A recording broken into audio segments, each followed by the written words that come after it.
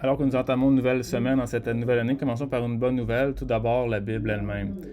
Selon les statistiques du Circana Muscan, les ventes de Bibles ont augmenté de 22% au cours des 4 derniers mois par rapport à la même période de l'année dernière, et ce, alors que les ventes totales de livres imprimés aux États-Unis n'ont augmenté que de 1%.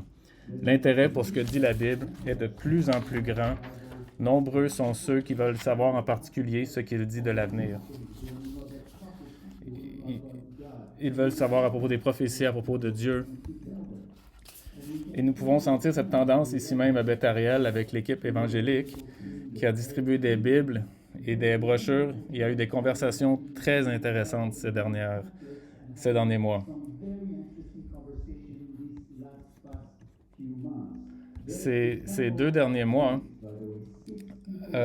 6 personnes se sont confessées. Nous avons eu la bénédiction d'être témoins de 2 de ces confessions, faites ici même dans la congrégation, un gentil et un juif. C'est ce qu'on entend encore. C'est le plus grand miracle lorsque quelqu'un reconnaît Jésus comme le Messie.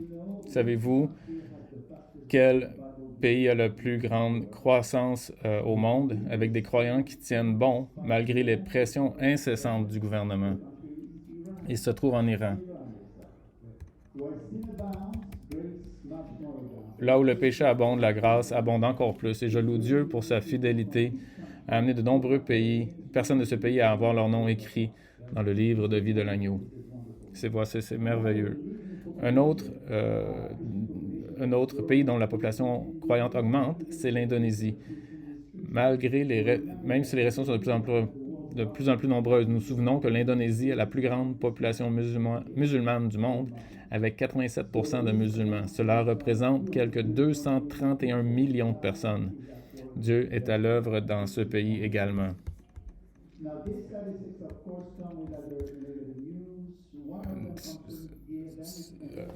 Ces statistiques s'accompagnent d'autres nouvelles négatives. L'une d'entre elles concerne les églises du monde occidental. Nous apprenons que les chrétiens sont de moins en moins nombreux à se rendre dans les congrégations et les églises. Environ 50% dans les années 60-70, on est passé à environ 30% l'année dernière. Cela peut être dû à l'attaque constante et croissante contre les valeurs de la Bible. Les prophéties nous avertissent et nous disent que beaucoup abandonneront la foi et parce que ça va être de plus en plus dur. Parce que ça va être de plus en plus dur de défendre la foi. Et une autre chose que les prophéties nous avertissent, c'est de la montée de l'aversion, de la persécution à l'encontre de ceux qui croient aux Écritures. Aujourd'hui, dans de nombreux cas, nous devons faire preuve de plus d'audace pour dire que nous croyons en Jésus. Les statistiques montrent également que les chrétiens sont de plus en plus persécutés dans le monde.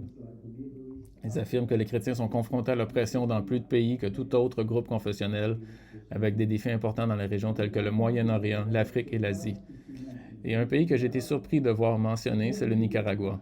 Selon l'organisation internationale Christian Concern, la persécution des chrétiens s'est considérablement aggravée, plus là qu'ailleurs, en raison de l'hostilité croissante du gouvernement. Et ce qui n'est pas surprenant, c'est qu'en octobre dernier, ce pays a rompu ses liens diplomatiques avec Israël en raison de la guerre à Gaza. Vous voyez comment les deux, la persécution des Juifs et des chrétiens, vont de pair. Encore une nouvelle qui s'inscrit parfaitement dans le contexte de la fin des temps. Ce dernier Noël, le pape François a réitéré sa condamnation des frappes israéliennes dans la bande de Gaza. Ses paroles étaient très condamnables. Il l'a déclaré dans l'une de ses prières publiques. Et c'est avec douleur que je pense à Gaza, à tant de cruauté, aux enfants mitraillés, aux bombardements d'écoles et d'hôpitaux. Quelle cruauté! Sachez que cette déclaration est vraiment très partiale, accusant Israël de mitrailler des enfants et de détruire des hôpitaux.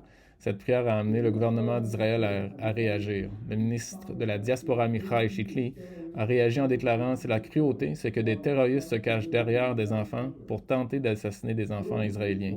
Cruauté consiste à détenir 100 otages pendant 442 jours, dont un bébé, et des enfants par des terroristes et à les maltraiter. Il a également ajouté une remarque pertinente. Le Vatican était silencieux pendant l'Holocauste. Maintenant, il propage des calomnies modernes. Les libelles de sang étaient des accusations portées contre le peuple juif selon lesquelles ils utilisaient le sang des chrétiens dans les rituels religieux, en particulier dans la préparation du pain de la Pâque. Il s'agissait d'une diffamation perpétrée au Moyen Âge par des catholiques qui prétendaient agir par zèle pour la foi. Ces accusations ont entraîné de nombreuses persécutions et la mort de nombreux juifs dans le monde entier. Mais il y a un aspect prophétique dans la prière du pape François. Derrière le pape se trouve 1,4 milliard de chrétiens qui le considèrent comme la plus haute autorité et dont les paroles sont, pour beaucoup, presque divinement inspirées. Faut-il alors s'attendre à une augmentation de l'antisémitisme provoquée par l'Église chrétienne nominale? Ce qui, selon les paroles et les prophéties de l'apôtre Jean dans Apocalypse 17, pourrait bien être le cas.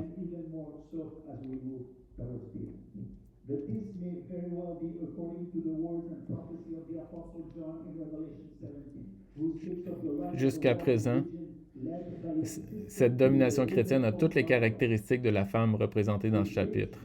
Elle représente la religion de l'homme à son apogée. Elle est riche et antisémite avec beaucoup d'influence. Elle rassemble toutes les religions du monde dans une seule religion. Nous avons vu dans le passé comment cette dénomination est si écuménique qu'elle tente de réunir le christianisme, l'islam et le judaïsme sous le même drapeau. Là, Yeshua n'est plus le seul chemin, la seule vérité et la seule vie. Amener les autres religions et dire que c'est aussi la vérité. Le Seigneur dit qu'il est le seul chemin. La version croissante de ce pape pour Israël est un autre signe des temps. Maintenant, restons avec les bonnes nouvelles et voyons l'Esprit travailler dans tant de cœurs et nous pouvons nous attendre à ce que de grandes choses se produisent cette année.